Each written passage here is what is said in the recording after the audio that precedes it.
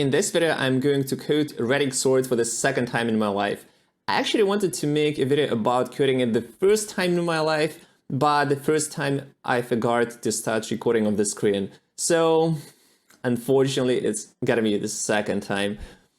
Until the first time, which was like 20 minutes ago, I did a lot of competitive programming, but I actually never had to write RadixSort. So it's time to do it for the second time.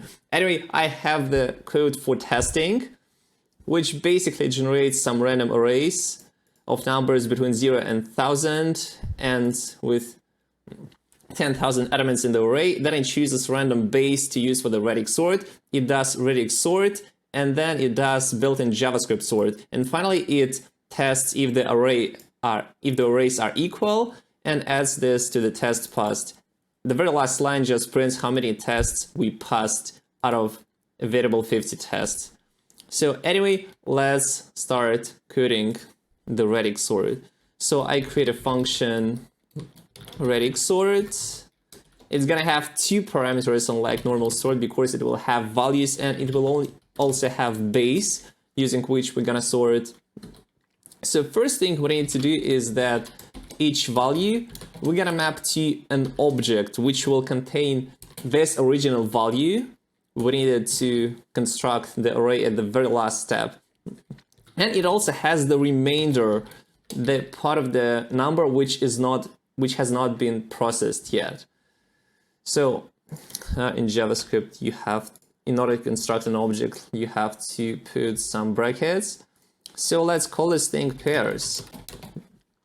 Then we need some loop, and how much do we want to execute this loop? We want to execute this loop as long as we have some remainder which is not 0. So let's name it like this: has non-zero. While has non-zero, we want to execute this loop, and by default it is true because we want to execute loop at least once. Here we want to separate all of the pairs, all of the objects, all of the numbers into groups. So let's create an array for groups. So JS for groups, create array with base values, fill them with something, and then we want to create empty array for each of the group. We cannot create empty array here because it will fill all of the elements of the array with the same array. But what we want is for every element, for every single group to create its own array. Might be confusing if you're not familiar with this, but anyway. So and the next thing we want to do is to go through all of the pairs for, let's go. Yeah, first thing we want to do is to compute their next remainder. It is what we'll have when we divide current remainder by base, because we want basically to cut off digits one by one. And in JavaScript, unlike in many languages, the division is not integer by default, so we have to use math.floor because our divide base is not an integer. It might be just any float number. So in case next remainder is not 0, in this case, we say that has non-zero equals to true, and we don't want to stop after this iteration. But by default, we have to say that has non-zero is false, because if all next remainders are just zeros, then we don't want the loop to execute one more time.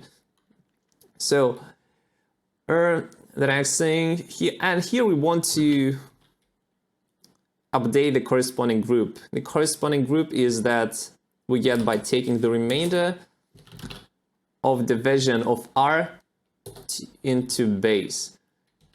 And we add element with the same value, but with remainder which is next remainder. So now that we have all of the groups, we want to recombine them to the original pairs array. So we're gonna start with nothing, and then for each of the groups, we're gonna push all elements of the group into this array. And finally, the very last thing to do is that we take all of the pairs, all of the objects, and we deconstruct the object into just single value. Did I forget anything? Because I think that's actually it. That should be the whole RadixSort. First, we construct objects. Then we declare that as long as there is non-zero, we want to execute the loop. We want to create some groups. By default, we say that has non-zero equals false. And then we go through all of the items in the pairs. We first cut off one digit and get the next remainder. If the next remainder does not equal to 0, that means that on the next step we still have something to sort, and we assign has non-zero equals true. And this digit, which was just cut off, to the corresponding group, we push this element. And finally, we reconstruct objects array from groups. I guess that's it. Let's press run and test it. And hey, it works! Nailed it! And you? Nail that like button, subscribe for more videos like this, and write me in the comments what else you want to see me code. But realistically, I know that this probably wasn't the best explanation of RadixSort by far, probably one of the bad ones. But hopefully you're gonna learn something from this. Anyway, let's do some few comments here before I finish this video. So what this thing does, it takes some number, like let's say 456, and it converts it into JavaScript objects with property value of 456 and property R for remainder 456 as well. Like it basically duplicates all of the numbers into pair of value and remainder. The value stays the same throughout the whole loop, throughout the whole RadixSort. We never change v, as you can see from here. It always stays the same. We never change it in any way. And so that is why in the very last line we can just drop the remainder and get all of the original values. And the remainder is what we use to do the sorting itself, because in this loop, what we actually do is that what this line does, it basically drops the last digit. So in the example for 456 and the base 10, this thing would be 45, because we divide 456 by 10 and we get 45.6, then we drop 0.6 and we get 45.